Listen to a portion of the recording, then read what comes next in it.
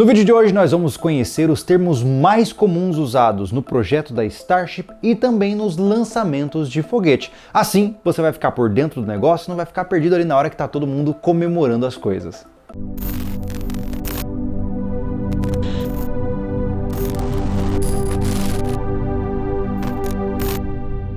Olá, eu sou o Júlio Lobo, seja muito bem-vindo a mais um vídeo aqui do Refúgio Espacial. Como eu disse, hoje vamos conversar sobre um vocabulário dos termos mais comuns que você vai encontrar no projeto da Starship, que é o nosso foco aqui deste canal. A ideia desse vocabulário é para você ter uma noção mais clara de cada um dos aspectos que envolvem esse projeto. E, além disso, devo deixar claro que eu vou trazer os termos em inglês. Isso porque o meu objetivo aqui não é traduzir os termos e te manter preso no português. O português, infelizmente, ainda não oferece muitos conteúdos da área. Então, tudo que eu vou falar aqui no Refúgio Espacial vai ser sempre com os termos em inglês, para você já conhecê-los e você poder, quem sabe, acompanhar conteúdos que vão lá fora também, que tem uma abrangência muito maior. Beleza? Então, vamos começar pela base, que é a Starbase. Starbase é o nome dado pela SpaceX ao local de prototipagem da Starship, ou seja, é o lugar onde os foguetes estão sendo construídos, onde os protótipos estão sendo construídos. A Starbase é localizada em Boca Chica, no Texas. E para que a Starbase possa nos oferecer o tão esperado voo orbital, eles estão trabalhando duro para conseguir construir o estágio zero, que segundo Elon Musk é como eles chamam a infraestrutura mínima para um voo orbital acontecer.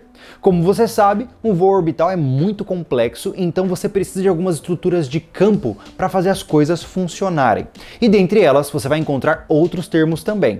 Um dos termos mais utilizados recentemente nas mídias lá de fora é GSE, ou seja, Ground Support Equipment, equipamento de suporte de chão, de campo. Esses são os tanques de armazenamento de combustível, de propelentes e também os encanamentos e tudo aquilo que confere a Tank Farm, ou seja, a fazenda de combustível que é necessária para segurar o propelente que vai levar a Starship para o seu primeiro voo em órbita. Junto dos GSEs, o Ground Support Equipment, nós também estamos vendo um avanço focado na Mechazilla. Sim, lembra lá de Godzilla, né?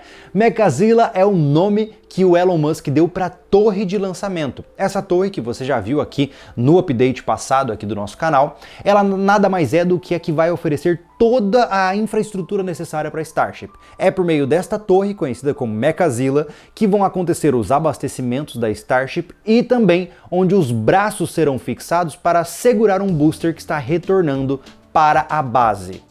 Se a torre de lançamento vai ancorar o foguete e abastecê-lo, quem é que carrega ele?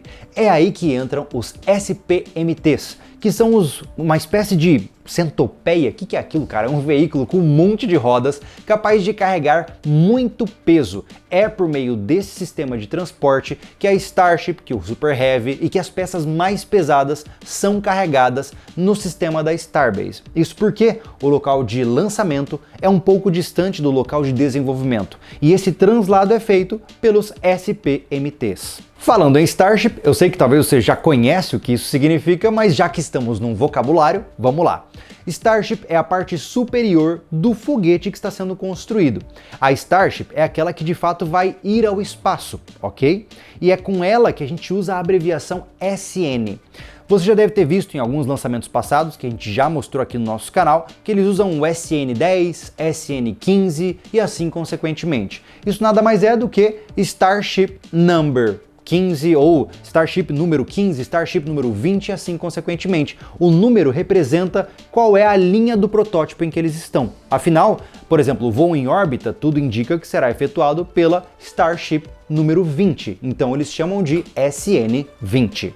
Naturalmente que ela não vai subir sozinha, ela precisa de um cavalo para poder empurrar ela até em órbita, e esse é conhecido como o Super Heavy Buster, ou melhor dizendo, o pessoal gosta de chamar o Super Heavy, tá? Esse é aquele composto pela torre gigantesca com um monte de Raptors embaixo.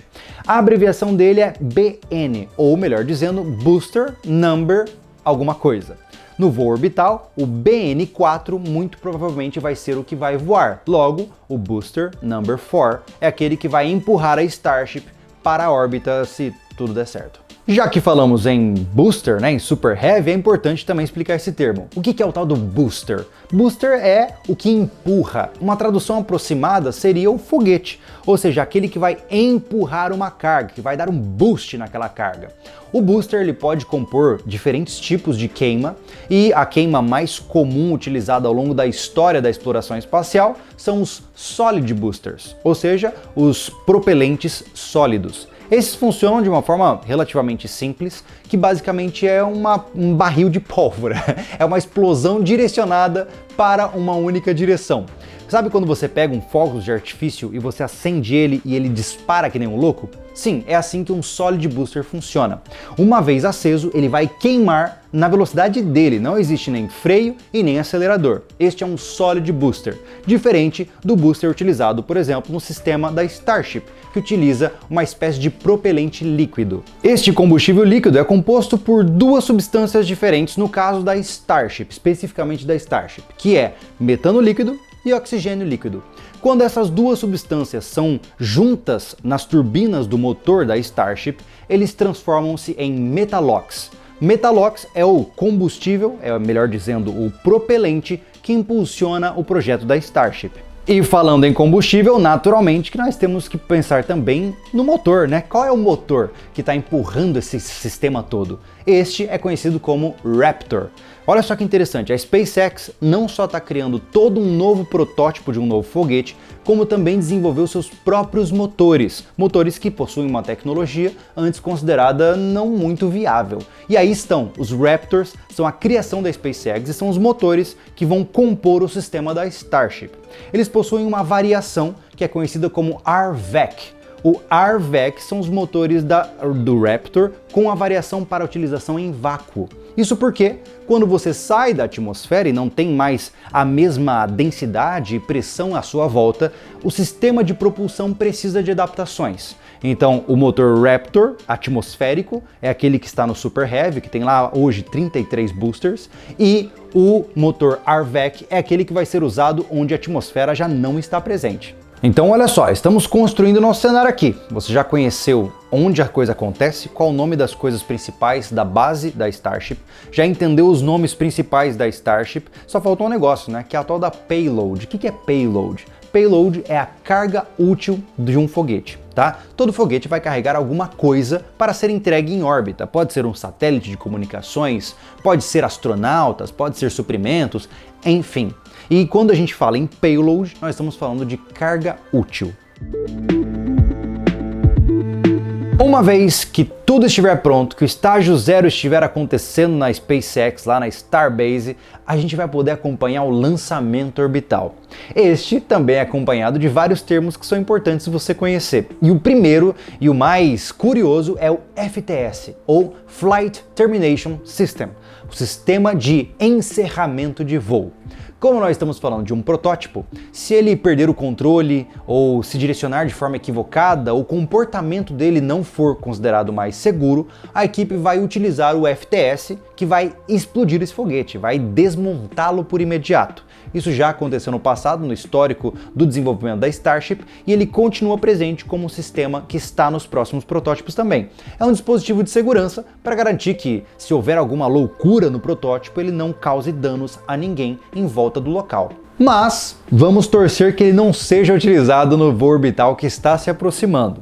Então, se de fato o nosso protótipo SN-20 com o Booster Heavy número 4 saírem do chão, eles vão começar a decolar e aí começam outros termos que são importantes conhecer também. O primeiro termo é o conhecido como Max-Q.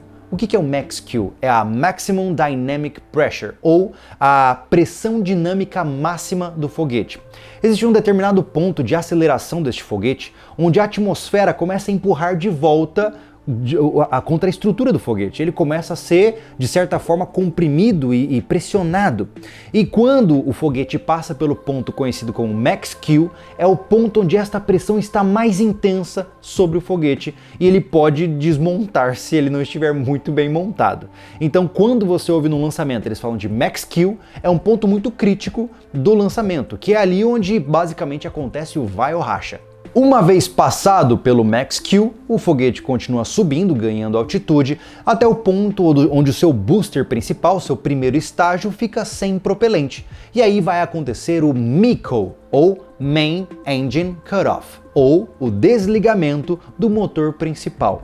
Geralmente o MECO antecede a separação de estágios, que a gente já vai explicar. Então quando você ouvir falar MECO, você vai entender que eles vão desligar o motor principal do foguete, do booster principal, para que você possa então garantir uma separação de estágio mais segura.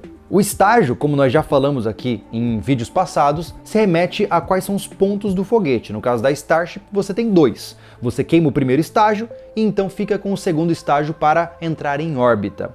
Então, uma vez que o ponto de MECO acontece, a separação de estágio também vai acontecer. Logo, no caso da Starship, o Super Heavy vai sair, vai se destacar da Starship e vai voltar para a atmosfera, deixando a Starship pronta para ligar os seus motores do seu segundo estágio e seguir rumo à órbita terrestre. Quando o booster começar a reentrar na atmosfera, ele vai ter que pousar. Inicialmente, o primeiro voo orbital vai fazer com que o booster caia no meio do oceano e afunde lá, mas futuramente ele vai precisar ter muita precisão no seu pouso para ser pego pelos braços do Mechazilla. Então, para isso ele vai utilizar das suas grid fins, ou as suas aletas de direcionamento. São por meio dessas aletas, somadas aos motores e alguns empuxos de gases quentes, que o Super Heavy vai conseguir direcionar o ponto certo para fazer uma pousagem adequada. O booster voltou para a Terra, a Starship está lá em cima e vai começar o seu processo de órbita. Sabe como ela vai fazer isso? Com a manobra conhecida como circularização. Ou seja, é o momento onde ela ficará paralela em relação ao planeta e começará a combustão para poder de fato ganhar velocidade e entrar em órbita. Se você não sabe como se entra em órbita, eu peço que você confira o vídeo que nós já falamos sobre isso. Para que essa circularização aconteça, então você tem que queimar combustível, queimar propelente na direção do seu prograde, ou seja, o rumo onde o seu foguete já está sendo empurrado para que a sua velocidade aumente ainda mais. Se você, por alguma situação, queira diminuir a sua velocidade, você tem que inverter a ordem dos fatores e queimar rumo ao seu retrograde, ou seja, o oposto da direção para onde você está indo. Então, quando estamos falando de ganhar velocidade, você queima rumo ao prograde. Se você quer desacelerar, retrograde.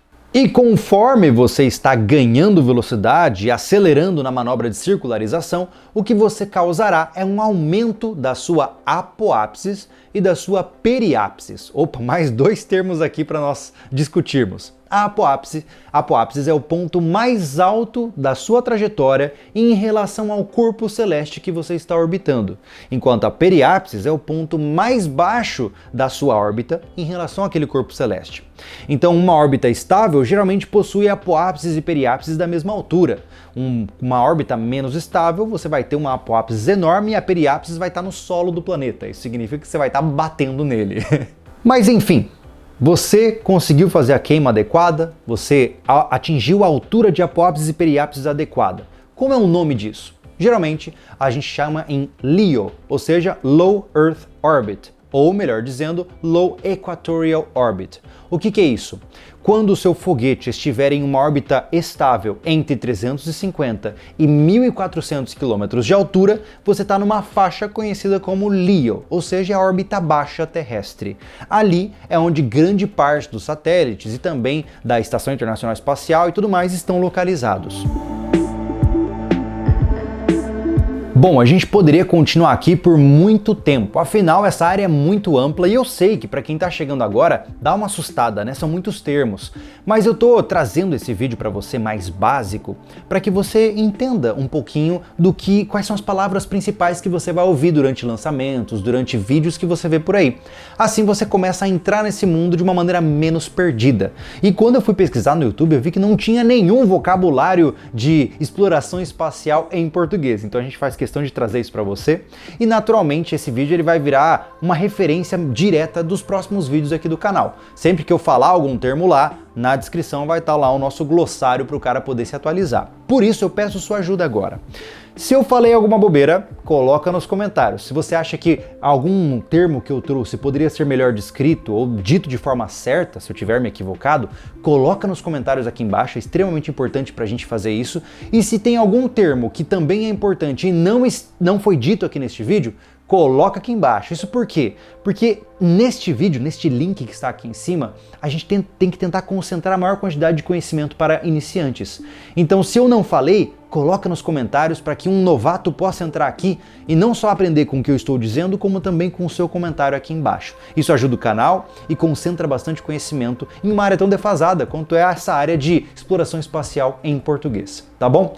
Então eu agradeço a sua presença, eu espero que você tenha gostado desse vídeo. Se você puder, deixe sua curtida, compartilha com seus amigos, a gente precisa desse empurrão aqui nesse nosso canal que está começando e vai ser um prazer continuar nessa jornada junto com você. No mais, eu sou o Júlio Lobo e a gente se vê num próximo vídeo.